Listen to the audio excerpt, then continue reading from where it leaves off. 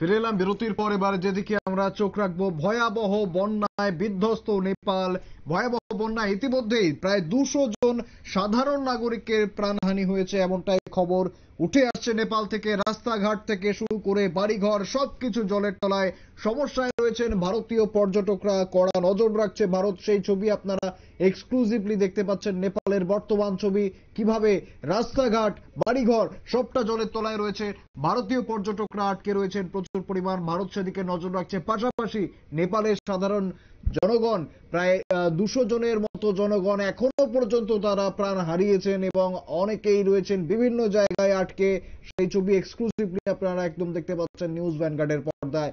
বর্তমানে ঠিক কি পরিস্থিতি রয়েছে নেপালের একবার শুনবো। আমাদের সঙ্গে রয়েছেন আমাদের প্রতিনিধি অঙ্কিতা বর্ধন। অঙ্কিতা, ঠিক কি জানা যাচ্ছে? একদমই, দেখো, শুক্রবার থেকে কিন্তু নেপালে যে বিপর্যয় শুরু হয়েছে তা গতকাল অর্থাৎ রবিবার রাত পর্যন্ত আমরা দেখতে পেরেছি। এই বিপর্যয়ের ফলে নিখোঁজের সংখ্যা কিন্তু ধীরে ধীরে বাড়তে শুরু করেছে। এখনো পর্যন্ত নিখোঁজের সংখ্যা প্রায় 42, মৃত্যু আরো বাড়বে বলে একটা আশঙ্কা প্রকাশ করা হয়েছে। রাজধানীর কাঠমান্ডুর কাছে বাগমতী নদী এবং তার যে উপনদীগুলি রয়েছে সেই উপনদীগুলির জল কিন্তু এবার বিপদ সীমার উপর দিয়ে বইছে।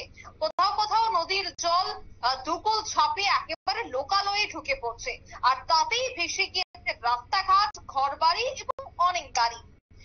কাঠমান্ডুতে হাইওয়ে ধস নামে এবং সেখানে সেই ধসে একসঙ্গে 35 জনের মৃত্যু হয়েছে রবিবার। অর্থাৎ এই যে প্রাকৃতিক বিপর্যয়, এই যে কাঠমান্ডুর হাইওয়েতে ধস, সেই ধসে 35 জনের মৃত্যুর ঘটনায় কিন্তু রীতিমতো আরো উদ্বেগ বাড়তে শুরু করেছে। নেপাল প্রশাসন সূত্রে আমরা যা জানতে পারছি ইতিমধ্যেই, কাঠমান্ডুর দক্ষিণ অংশে একটি হাইওয়ে গতকাল ধস পড়ে, সেই ধসের পর যারা এখনো আটকে রয়েছে তাদের উদ্ধার কাজ চলছে। এবং জানা গেছে যে ওই জায়গায় 3টি গাড়ি ছিল, সেই 3টি গাড়িতেই মোট 35 জন ছিল, কারণ সেই 3টি গাড়ি ছিল যাত্রীবাহী গাড়ি। তাদের 35 জন, তাদের প্রত্যেকেরই মৃত্যু হয়েছে। দেশের বিভিন্ন প্রান্তে বন্যা কবলিত এলাকায় আমরা দেখতে পেরেছি যে উদ্ধার কাজ শুরু হয়েছে।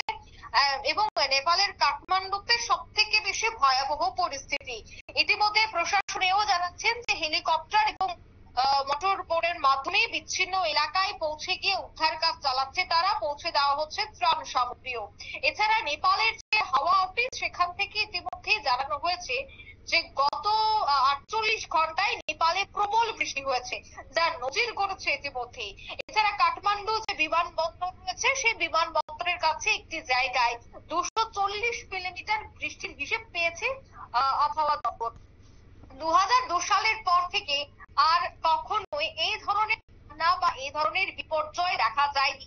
কিন্তু 2024-এ নেপালে যে ভয়াবহ বিপর্যয় দেখা গেছে তার সমস্ত রেকর্ড কিন্তু ছাপিয়ে গেছে। বৃষ্টি এবং প্রতিনিয়ত এই ধসের কারণে রাজধানী কাঠমান্ডুর নেপালের বাকি অংশ থেকে কার্যত বিচ্ছিন্ন হয়ে পড়েছে বলে এখনো পর্যন্ত জানা গেছে। আর এই বিপর্যয় আটকে পড়েছে বহু পর্যটক, তার মধ্যে ভারতীয়রাও কিন্তু রয়েছে। কারণ ইতিমধ্যেই যেহেতু প্রচুর ভারতীয়রা বিভিন্ন জায়গায় যাচ্ছেন, সামনেই ছুটির মৌসুম, কারণ উৎসব মৌসুম মানেই যারা চাকরিজীবীরা রয়েছে তাদের জন্য ছুটির মৌসুম।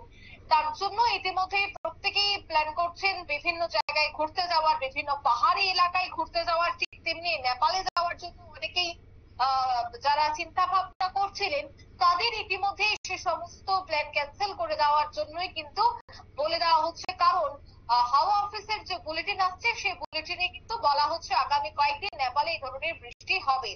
কবে আবহাওয়ার উন্নতি হবে সেই বিষয়টা কিন্তু এখনো পর্যন্ত স্পষ্ট নয়।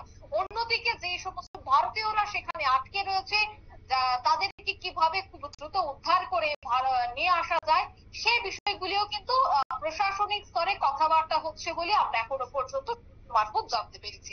শুভেন্দু, একেবারে ধন্যবাদ অঙ্কিতা। আমাদের প্রতিনিধি অঙ্কিতা বর্ধন একদম বিস্তারিত তুলে ধরলো বর্তমানে নেপালের ঠিক কি পরিস্থিতি রয়েছে। আবারও জানিয়ে রাখবো, নিখোঁজ রয়েছেন বহু মানুষ, এখনো পর্যন্ত নিখোঁজ রয়েছেন। সেই নিখোঁজের সংখ্যা যেমন বাড়ছে তেমনি মৃতের সংখ্যাও বাড়ছে। আবহাওয়া দপ্তর, নেপালের হাওয়া অফিস যেমনটা জানাচ্ছে, এই দুর্যোগ কিন্তু আরো বাড়তে পারে। একাধিক জায়গায় ভূমিধস নামছে, বহু মানুষ আটকে রয়েছেন, ভারতীয় পর্যটকরা রয়েছেন বর্তমানে নেপালে, এবং সমস্ত দিকেই চোখ রাখছে ভারত। এদিকে কি হচ্ছে, নেপালে ঠিক কি হচ্ছে, সেই পরিস্থিতির দিকে আমাদেরও চোখ থাকবে। তবে সময় হচ্ছে একটা ছোট্ট বিরতির, ফিরে আসছি বিরতির পর, সঙ্গে থাকুন।